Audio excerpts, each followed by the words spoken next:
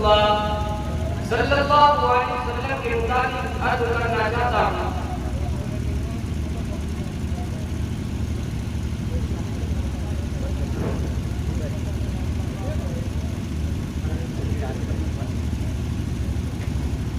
सीरत नबवी मोहम्मद रसूलुल्लाह सल्लल्लाहु अलैहि वसल्लम के मुताबिक अर्ज करना चाहता हूँ, इस उम्मीद के साथ कि मेरी बातों को गौर सुना जाए।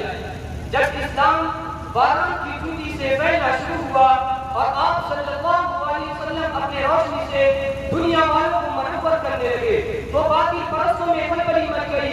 सारी कुव्वत व ताकत, दिलो दिमाग नूर इस्लाम को उठाने में सर्फ करने लगे, मगर हक की आवाज रोज बरोज बढ़ती ही जा रही थी। हज़रात संसार नबी मुकर्रम कमानियां है कि मक्का के तमाम लीडरों ने मिलकर एक मीटिंग की। अबू जहल ने पूरी कौम को ललकारा कि ए युवको अरबो, जिसको हम बच्चा का खेल समझ रहे थे, वो आज हमारे दिन और इज्जत व आबरू के लिए तूफान बन चुका है। जिस दिन का चर्चा मोहम्मद कर रहे थे, उनके मानने वालों की तादाद रोज बरोज बढ़ती ही जा रही है। हज़रात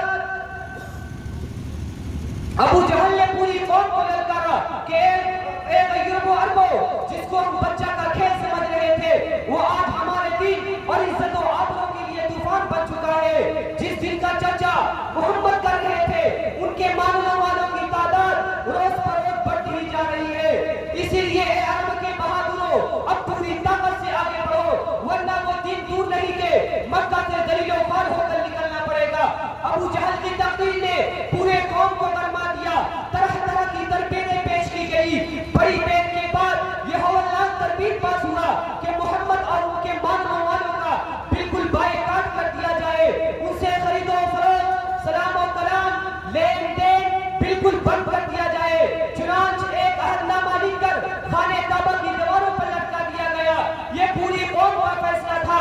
इसके खिलाफ किसी की मजाल ना थी, किसी के खिलाफ किसी की इख्तियार ना थी। मुसलमानों के शेर अबी तालिब में बंद कर दिया गया।